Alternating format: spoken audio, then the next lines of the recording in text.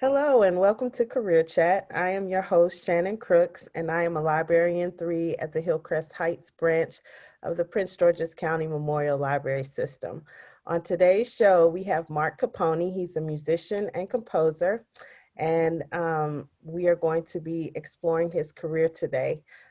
Please continue to join us each and every Wednesday at 3 o'clock as we explore a new and different career. So, Marc, first off, welcome to the show. Thank you, Shannon. Thank you for having me.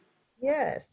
So I'm pretty sure everyone knows what a musician is, but what is a composer and what are your job duties and responsibilities? A composer, a musician is somebody who writes and performs. A musician is probably a bigger, more encompassing term. You perform music, you write music, you play a particular instrument. A composer is somebody who writes music. Okay. Um, so how long have you been a musician and composer? This has been my sole job since the year 2000. I had a regular job in the late 90s and after I graduated from college, I did have various jobs while I was also pursuing music, but I have been doing music full time since 2000. So Wow, 20 years that I have been a full-time musician. that's a long time. Yeah. Wow. So what was your educational path from high school to where you are now? My educational path, well, in college, I studied music every semester I was in college, particularly composition, which has a lot of requirements for music theory as well. Mhm. But my degree is actually in chemistry. So while I was getting my degree in chemistry, I was also studying music composition and music theory. Hmm.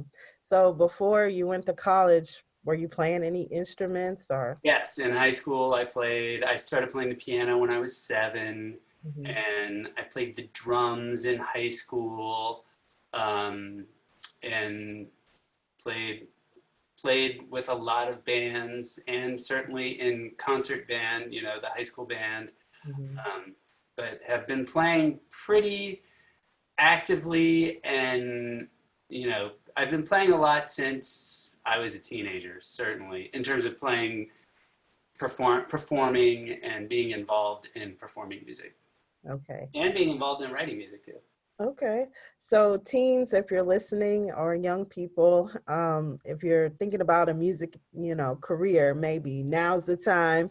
In high school or middle school, maybe there is a band that you can get involved with, or maybe there's a way you can take lessons. I know a lot of people take private lessons on instruments. So that would be your gateway to get started if this was something you were interested in.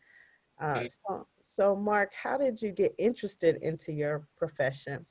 Well, I loved music as a child, and continue to love music. So when I was, again, when I was 7 is when I started piano lessons, and I was very enthusiastic about it.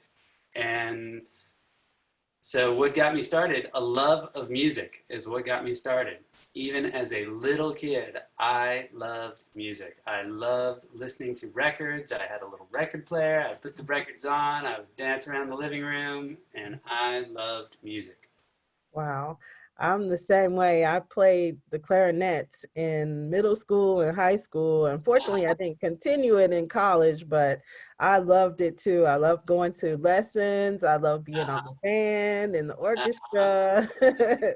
It was a great way to make friends and, Yep. with similar interests. So hopefully Mhm. young people listening will look into it if it's something they're interested in. Uh, Yeah. so how much time did you invest into getting to where you are today? Uh, well, I would say, I mean, as a youngster, certainly you have to play a decent amount. I would say that as an adult now, you realize that while your hourly rate of for actually performing is very high. It's like, wow, I'm getting how much to play these 2 hours? Mhm. You realize that there's a lot of time that you invest that you don't get paid. Like yes, for 2 hours you made this much money and it seems great, but you actually prepared 20 hours for this performance, So there is a lot of time as a professional that you invest into preparing a piece that you're either going to perform or a piece that you're writing or just practicing, staying fresh, and you end up spending a lot of time playing by yourself, writing by yourself. You have to do that. That's just part of it. And yeah, that's part of it. It's an ongoing process. You will spend a lot of time practicing and working on music alone, Mhm. in preparation for performing with other people. Yeah, I think a lot of people don't realize that. They go to concerts and they see a musician performing and they just think, oh, they probably just go on stage. But no, it takes Uh-huh, several hours of practice and dedication, and uh-huh. everything is just right before you Yeah. can perform something. So I that's mean, certainly you can go and just perform with people having never met them. You will, if you become a professional, I mean, music is such a big tent that there are tons and tons of ways that people have created a career in music for themselves. I mean, there are so many different avenues. Um, but frequently, for me, less so now because I don't do as many of these gigs, but 10 years ago, I would play all the time where I would show up for the gig and I would just meet the people that I'm going to be playing with right there on wow. the gig. And that is pretty common too. But even in that case, where I show up and I have no idea what we're going to play, um, you get to a level where you can do that only because you've practiced. Maybe I wasn't practicing specifically for this gig because I had no idea what it was, but I spent a lot of time practicing to get me to the point where I can just show up and, hey, let's play this, and this. Okay, let's do it. Wow. What does that feel like when you show up and you've never played with people before and you're expected to perform? I don't know. Uh, usually it's not a big deal. Usually it's pretty comfortable. Frequently, it will be there's some sort of a party. I live in Washington D.C., so there's lots of events that are, um, you know, corporate events or things like this where they've got some little jazz trio in the corner where it's a conference, and people are networking and what have you. So you're kind of, it's not like people have paid to come and see you perform in this situation. Oh, okay. Usually if you're in a situation where you've sold tickets Mhm. and you are going to present something to people, I think it's much more uncommon to just be thrown into that situation and you're just meeting the people. But Mhm. it's pretty common when you see a little group that's playing at some sort of reception or some sort of conference event. Mhm. It's totally conceivable that these people just met each other. They were called by an agent or a booking agent, and hey, I've got this gig. You're going to play for 2 hours, just kind of play cocktail music, and it's going to be you, a saxophone player, and a drummer, or you and a bass player. And you'll show up, and after you do it for a while, you show up, and half the time it's like, hey, wow, Bill, I haven't seen you in a while. But it so typically if you I think typically if you are buying a ticket to an event, usually those people have it's usually not a throw together thing then. Okay. So when you talk about a booking agent and, being called to come play, how does that work? Is there some way that the booking agent knows to call you? How do you? Yeah. So usually, well, there's a whole lot of different ways. I've gone to auditions where you'll play for a booking agent, and then they'll start calling you, Mhm. or um, sometimes booking agents, because if you are a musician, generally you will be working several angles of the whole. Like I said, music is a big tent. There's a lot of ways to make a living doing music. Hmm. And typically, if you're a musician, you've got to be doing a couple of those different things. Like I write music, I perform music, and I teach music. I've got students. I do all those things, and together they keep me busy and they keep me in a house. Hmm. Um, so some people will be performers, and they'll also be booking agents.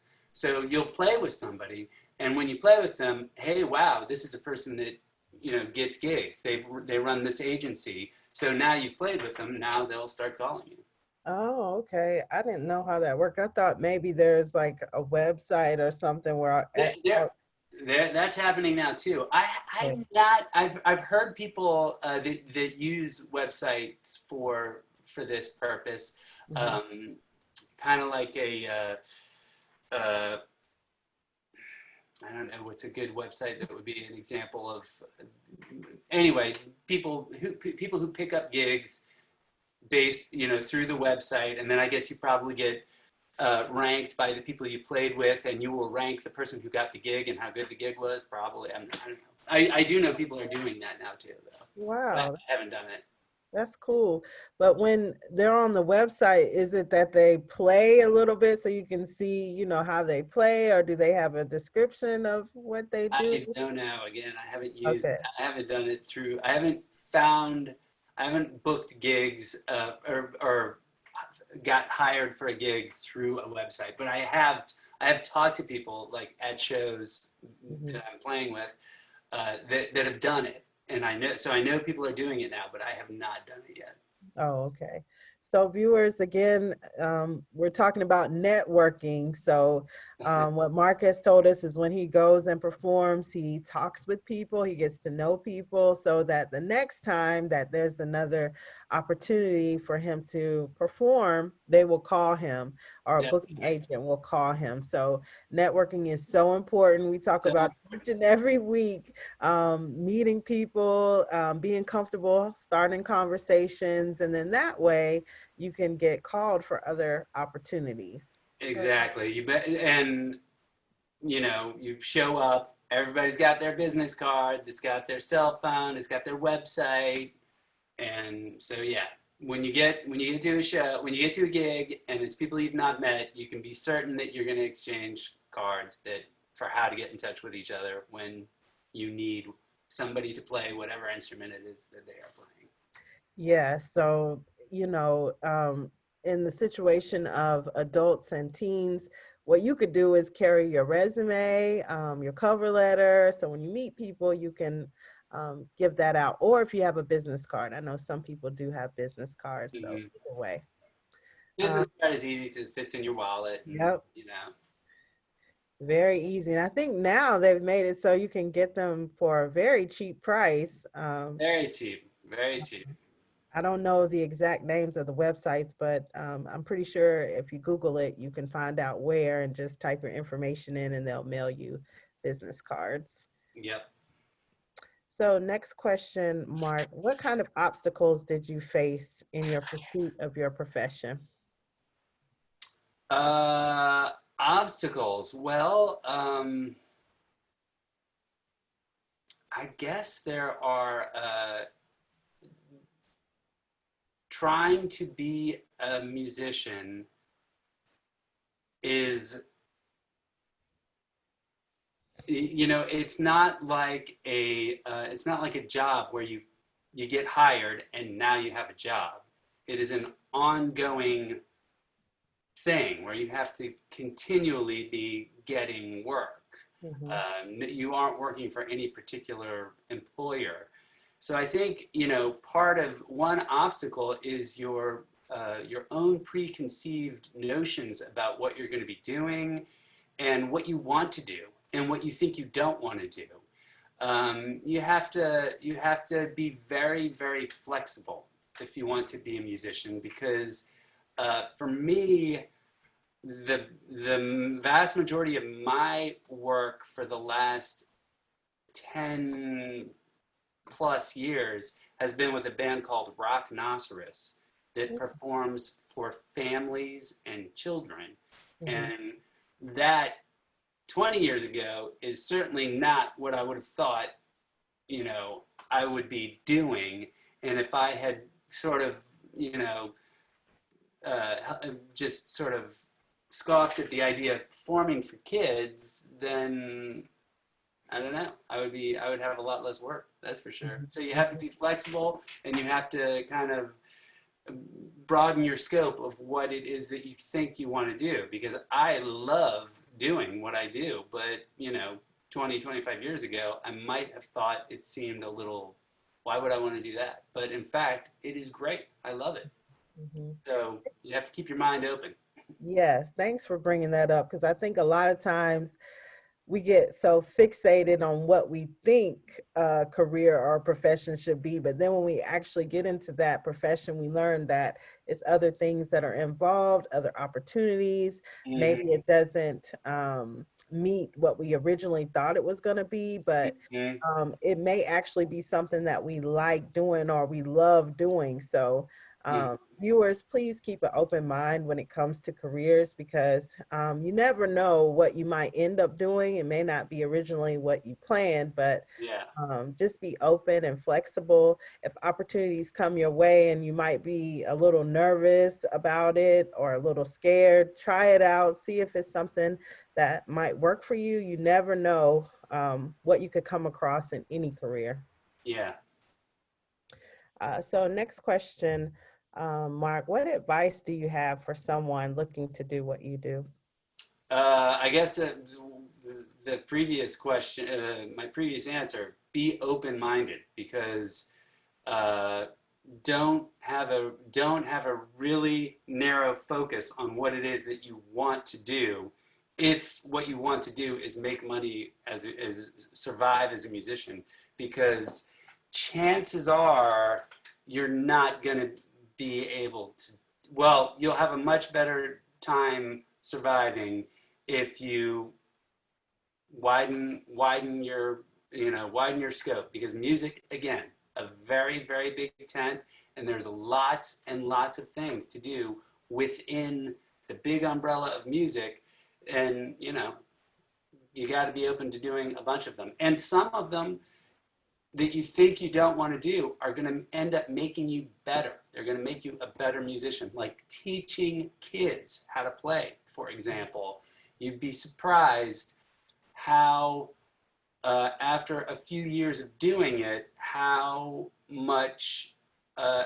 grateful you are for the opportunity to have just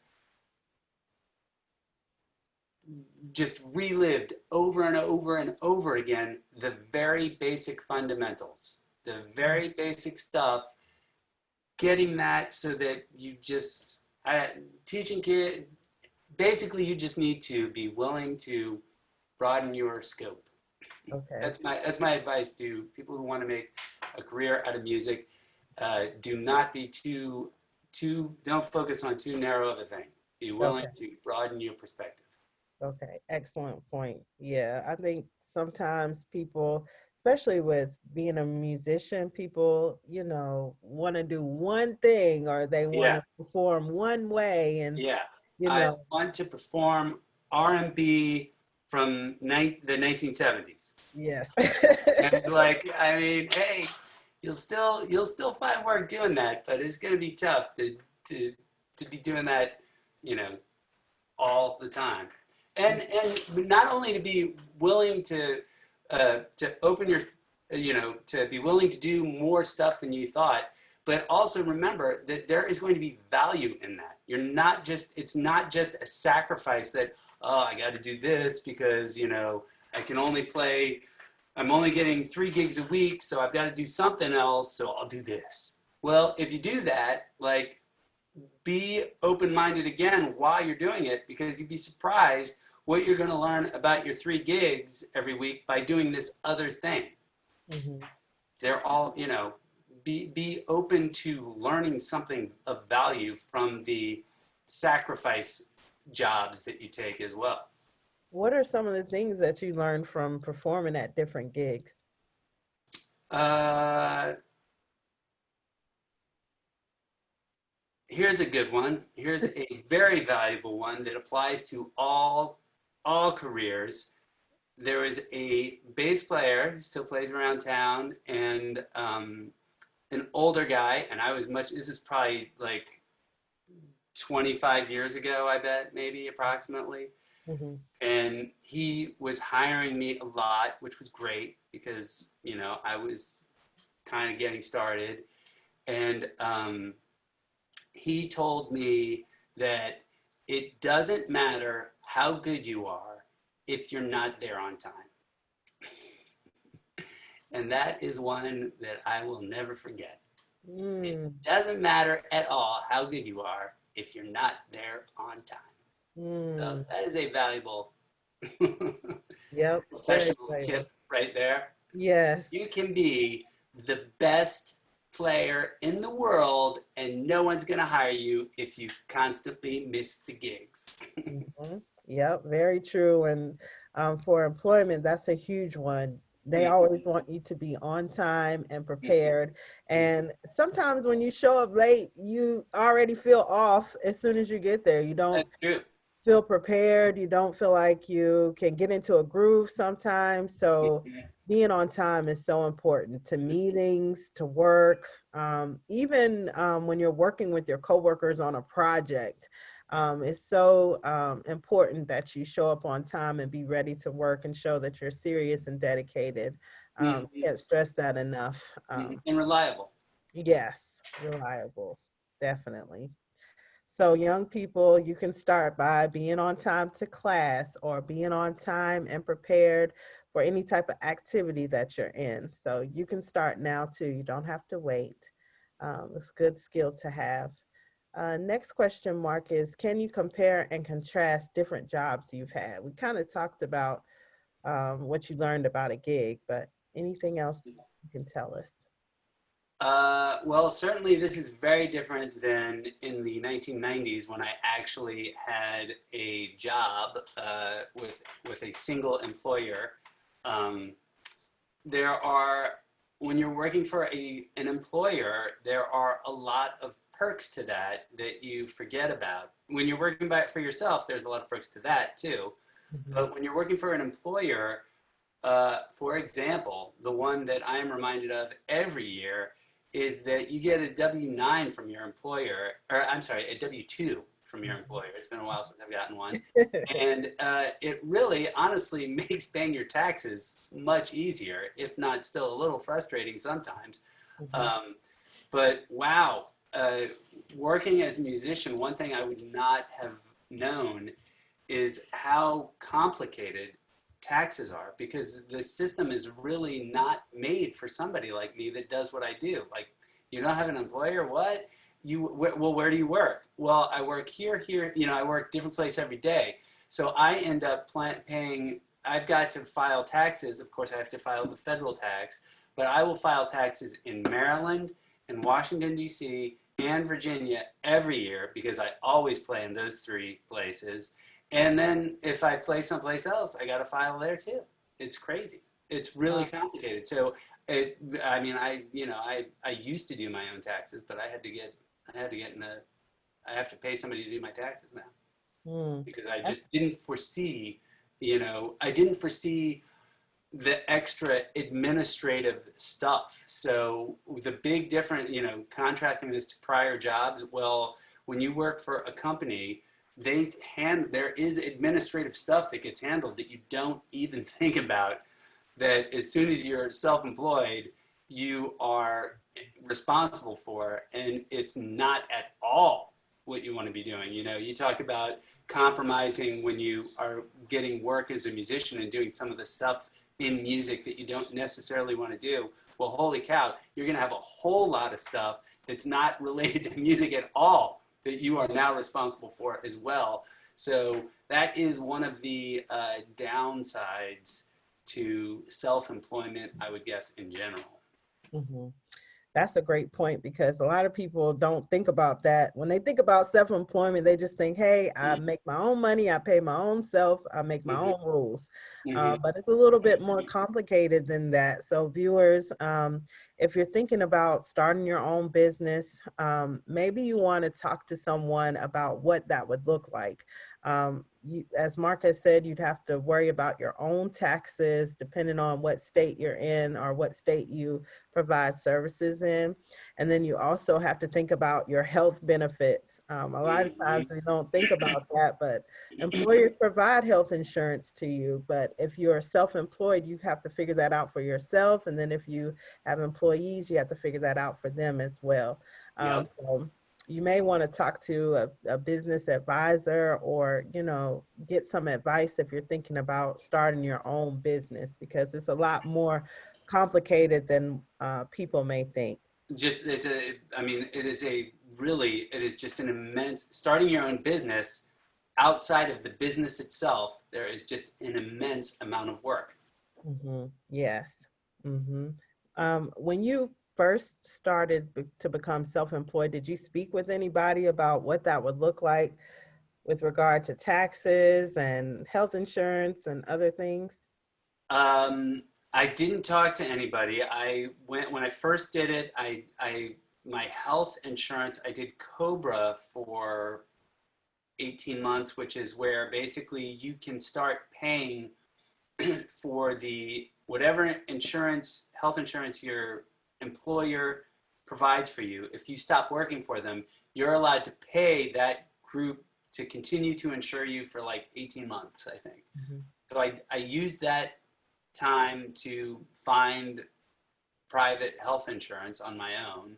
Mhm. Um, and then I just kind of, as far as taxes went, um, at the time, I would just keep track of all my gigs. It was very, I was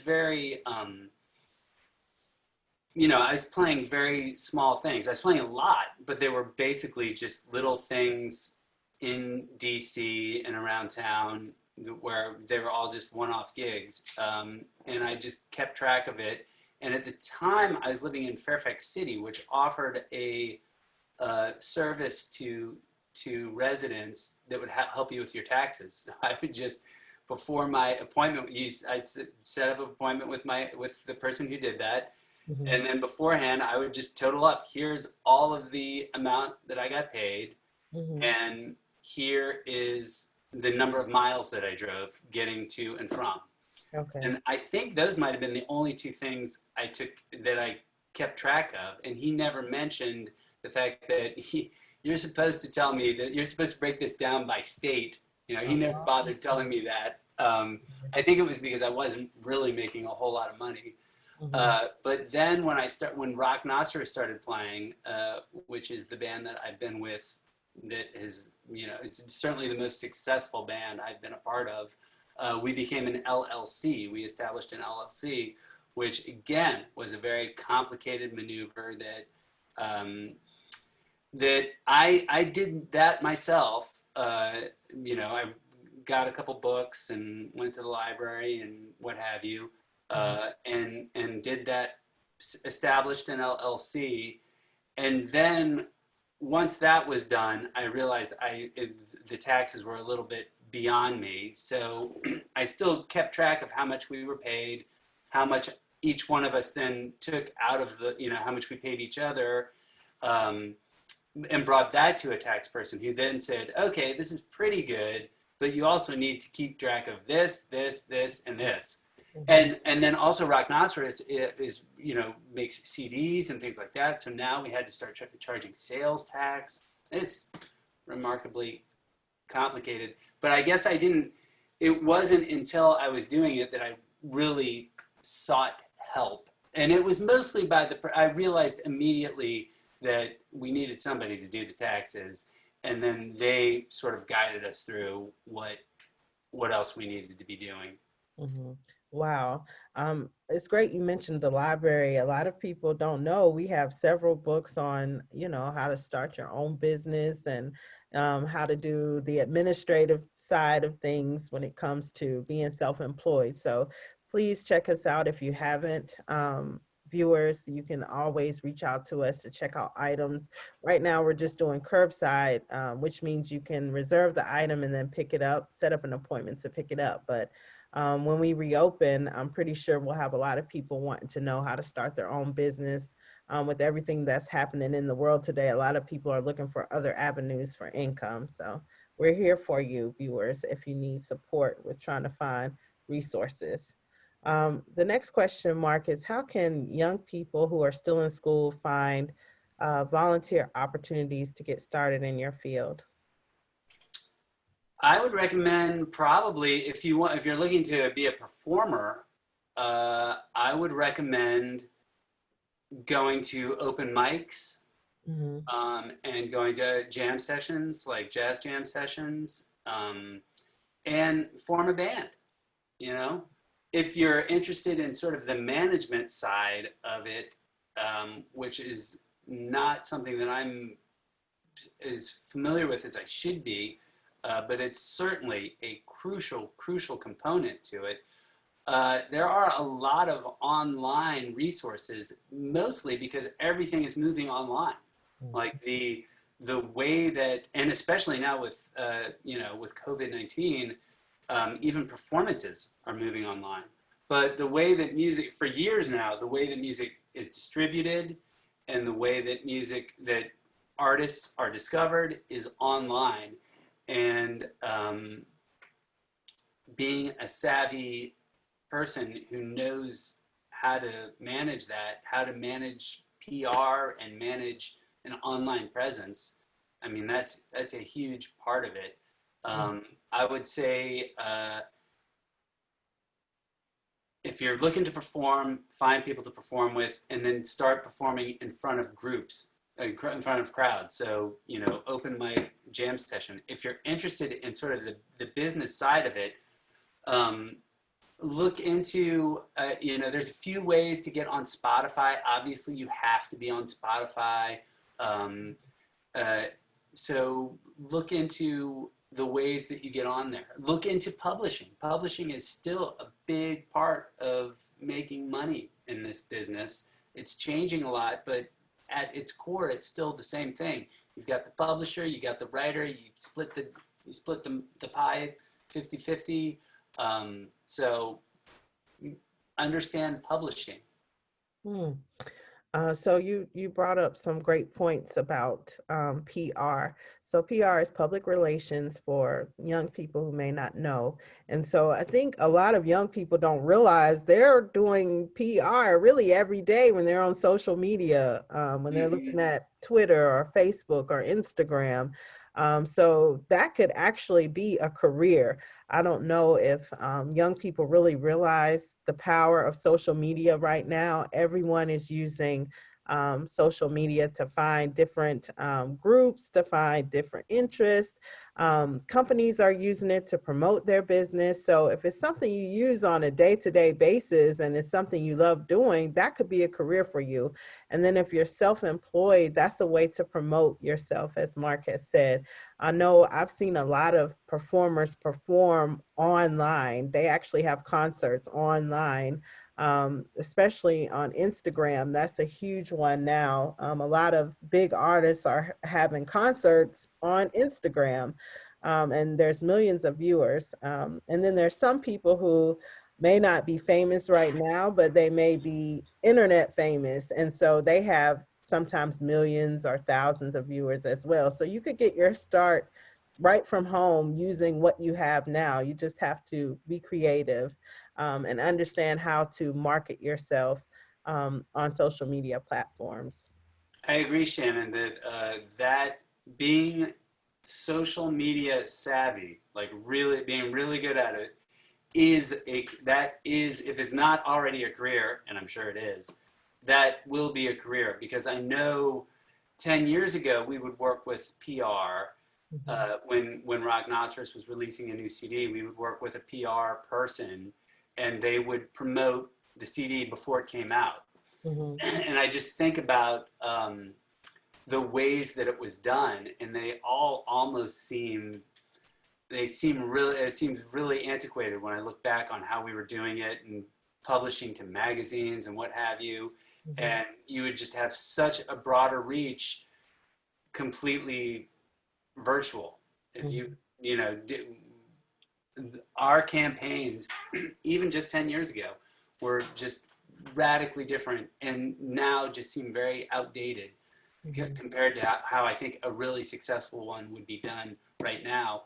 But I wouldn't really know how to mount such a campaign because I'm just not social media savvy enough. Mhm. But if you are really into social media, you never know. That could be that is going to be a career at some point. Yeah, Now, I have no idea what platforms it's gonna. You're gonna have to be very versatile as far as being able to move from one platform to the other because you never know which one is going to fade and which one is going to rise. Mhm. Yeah, I've seen a lot of people become YouTube famous. So Mhm. they may have started off doing videos on whatever interests them, and then they have, next thing you know, 1 million followers. And then Yeah. that carries over to the other social media platforms they have, where they invite people to follow them on Facebook or Twitter or Instagram. And then they make money off of that because of the advertisements associated with it. So it's a huge business. A lot of young people have used it to basically, create income that they would not normally have at a young age, a huge amount of income. So young people, just use what you have. If you are very savvy with social media, it could be a career for you. It could be a career now, something you could start working on now so that later maybe a company would be interested in hiring you to promote their business, or you could promote your own business. You just never know. I'm learning, right now I'm Facebook savvy, but a lot of the young people say Facebook is for old people. So they're into like Twitter and Instagram. I think Instagram is what most young people use, but I'm not too familiar with Instagram. I use it a little bit, but Uh-huh. I know I see advertisements all the time for different businesses on there, or people just have an Instagram page and they're, selling whatever product they have or service they have on there. So it's a huge business that's growing, that people utilize. So I wish I knew more, but I don't. Uh, Yeah, I've frequently thought that same thing, and then I also think, I mean, if it doesn't interest me, I can't beat myself up trying to you know make myself be interested in learning how to use social media because I mean, life's just too short. You got to choose yes. what you're going to do. And one thing I've definitely learned of being a musician is that I like playing music. I'm glad that's what I do. I'll stick with that. And yes, I'm sure I could be more successful if I had a better social media presence, but at what cost? Yeah, that's a great point. I think a lot of times I mean, it's okay to take a position or a job because you need income, you need to pay your bills, but at the same time, don't lose focus on what you really want to do and try to figure out a way to make that your career, because at the end of the day, you spend most of your time working, so why not be working somewhere that you really like, and doing something that you really love doing, because it can be very exhausting if you work a job and you totally hate it. You're just going just to be going. But if you're, motivated and enthusiastic about going, you're going to probably achieve a lot more success in your position. And overall, you'll just be happy. So I think it's important to point that out. Next question, Mark, is how has your field of work changed since the face of COVID? Well, I'm a performer, so typically I perform most of my shows in the summertime. Like I would have on average probably 6 performances a week.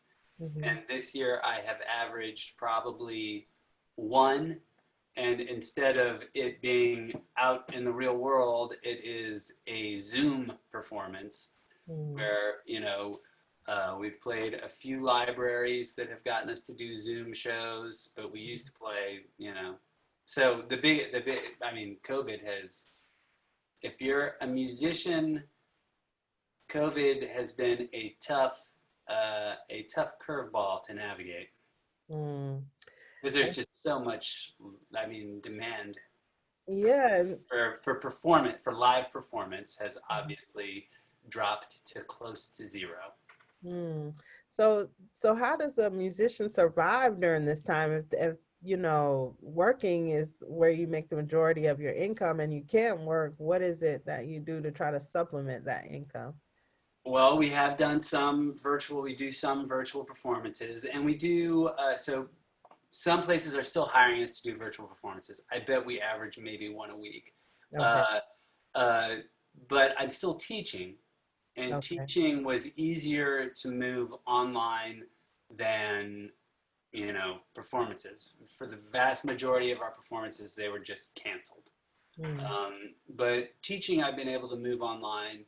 Um, so, you know, certainly my income this summer is far less than it has been in previous summers. It is not zero. I Okay. am still doing stuff. And it seems like, you know, uh, other people are stuck inside as well. So I have picked up a few students. So I might be teaching a little bit more than I was because people are at home and thinking, hey, maybe I'll learn how to play the piano. Hmm. Yeah, that's a great point. And you brought this up earlier is being flexible and doing multiple things because, you know, being a musician has several different avenues you can take. And I think being open to taking different tasks when you're a musician is important because you never know what could happen. Um, you know, COVID came out of nowhere. And so, you know, now you're having to do more teaching, but it still allows you to make income. So Mm-hmm. having multiple sources of income is extremely important because you just never know what could happen uh, Yeah. in our world. Mm-hmm. So, Mark, next question is what are the key skills young people should think about acquiring to apply to all career fields? To all career fields, punctuality. I Okay. learned this from music, but it applies to all career skills. Hmm. And perhaps patience is a good skill that applies to all of life, not just career skills. But be patient, be punctual, and be flexible. Be Hmm. open-minded about, you know, opportunity.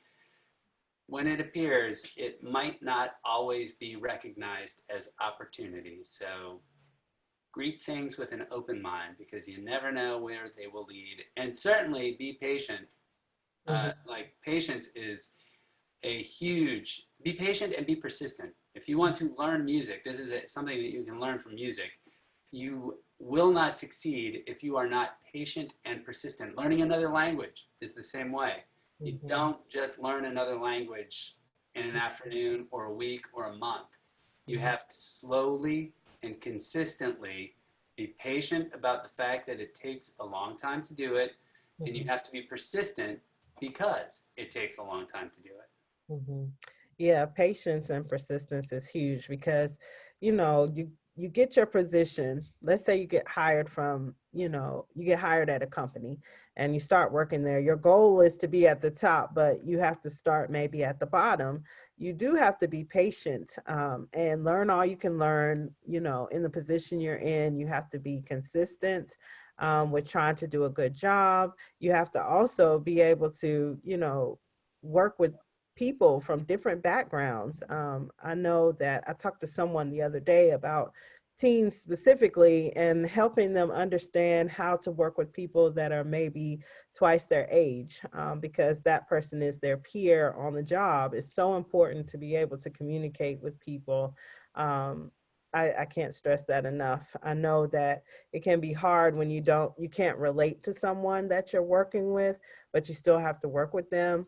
So being able to have good communication skills, good teamwork skills. I think with being a musician, you have to be able to play with different people, as Mark has said, that you have met within the same day. So you just have to be able to communicate, be a team player, be on time. All of those things are very important for all positions. Um, the next question is, what resources or recommendations do you have for people who want to pursue a career in what you do? Uh, well, the internet, the internet and the library are two resources that you can always go to for pretty much anything. Hmm. Um, I would guess maybe if you are looking to be a musician specifically, maybe the internet has the edge over the library in this one because, but the library still, I mean, when you're I know in there are special libraries that are music libraries where you can, and honestly, a lot of those have moved online too. When I was in college, again, I studied chemistry, but I was studying music the whole time, composition and music theory. And we had a big music library where you would go and you would check out the score because every semester you'd have a certain amount of required listening that you would do. And they'd have the score for this piece of music and you'd check it out from the library, and then you'd go and you'd check out the CD from the library as well, and you would read the score while you're listening to the music. Um, so, the resources are out there. Certainly, as far as music, as far as music libraries, I mean, it's all music moved online. I think it's ismp.com where you can get all those scores. It's a resource that has taken their goal is every public domain piece of music to have the score and sheet music for it online. And you Oh, could, wow. you'll find it. It's like ismlp.org maybe. If you search for it and just search for public domain sheet music, it is a crazy, crazy, thorough, vast resource of sheet music. That is if you are looking to be a performer or a composer and you want to get old school, resources there. But then, I mean, if you're really just looking to boost your career, I mean, there are tons of great, lots of people have made videos online. You can find them on YouTube. And I would also say that you will find, obviously YouTube has a lot of great videos, but we all know that for every one great video on YouTube, there's at least 10 that are garbage.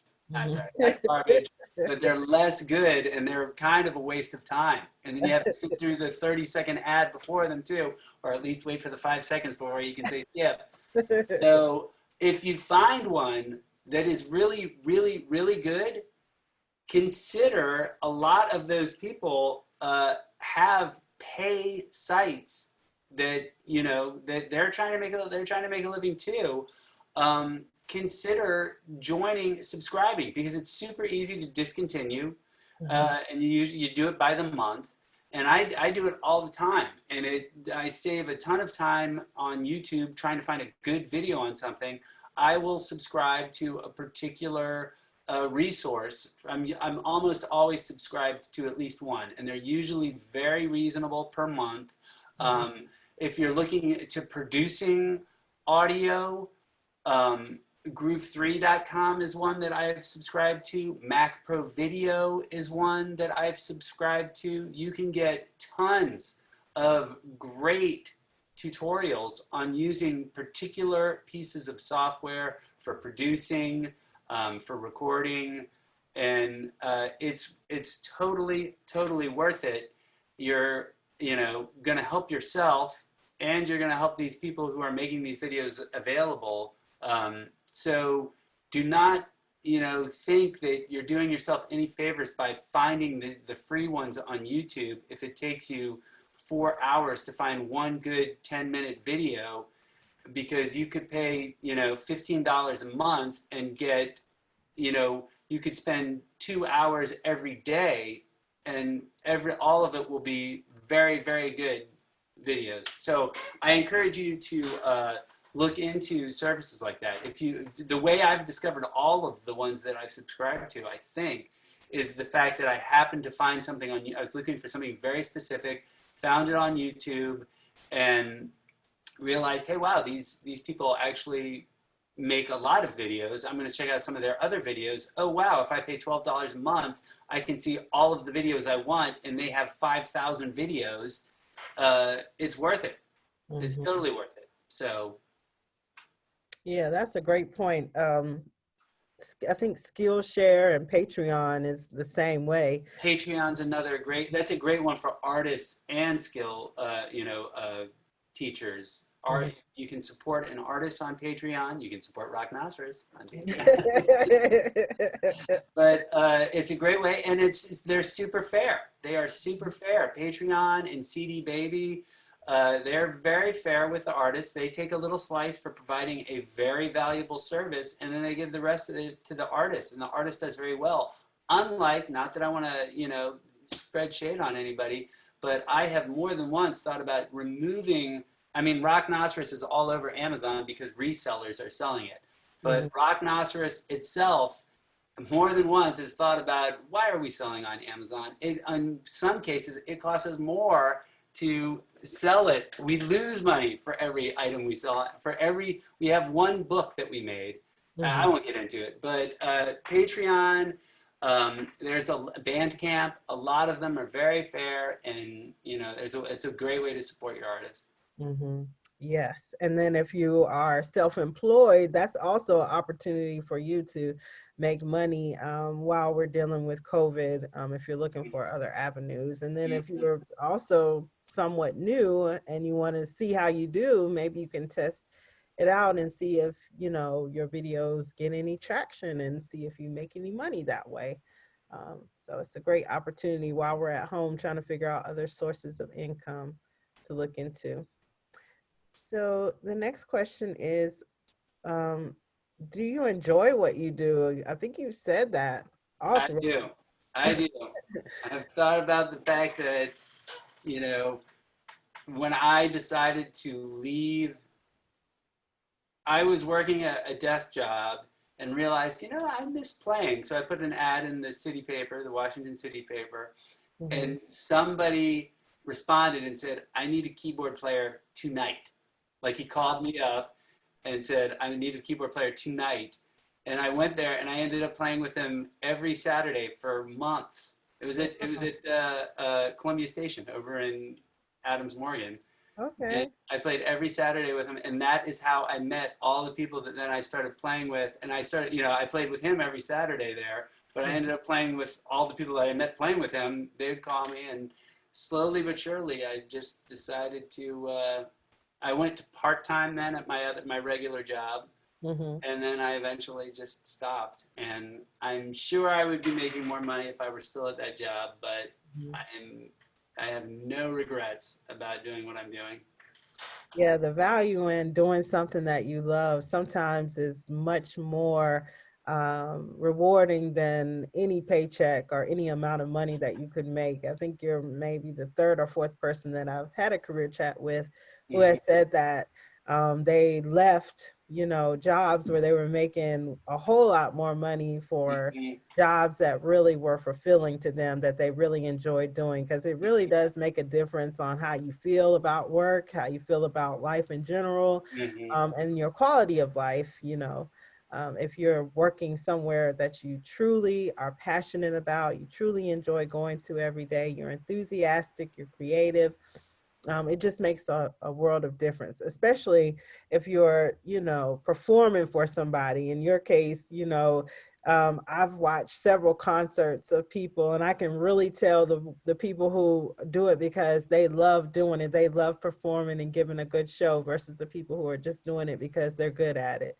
Mm-hmm. It does make a difference. So, um, the last question is pretty much for me. What are the resources the library offers people who are new to the job market or changing careers? Maybe you're looking for new work due to COVID. You can go to our website 24 hours a day, 7 days a week at pgcmls.info. And from there, you can click on our online library. Once there, you will see three different areas focused on careers, which is the job and careers section that has Brain Fuse, career transitions, and the Learning Express library. You can go to any one of these, and there's several different things that you can work on. Maybe you need assistance with updating your resume or cover letter. There's also a live job coach available if you want to speak to someone specifically about a specific question with regard to careers. There are practice tests for high schoolers who are looking to go to college. There's also tutorials for basic skills such as math, reading, and writing, and so much more. So we hope that you will visit our website. You do need a library card to access a lot of the different services. So make sure you have your library card with you. If you are a PG County student, your student ID number is your library card number. So you should still be able to access our resources from home. Marc, it has been a pleasure having you on the show today. I Thank learned so much. I know our viewers learned a lot too about your career as a musician and composer. Um, Viewers, thanks for viewing us. Remember, we're here each and every Wednesday at 3 o'clock, exploring a new and different career or sometimes a resource. So we hope that you will join us and continue to explore careers with us. Please stay safe, and we'll see you next week. Again, I'm Shannon Crooks, Librarian 3 with the Prince George's County Memorial Library System. Thanks and have a great day. See ya. you. Bye. Thanks, Shannon.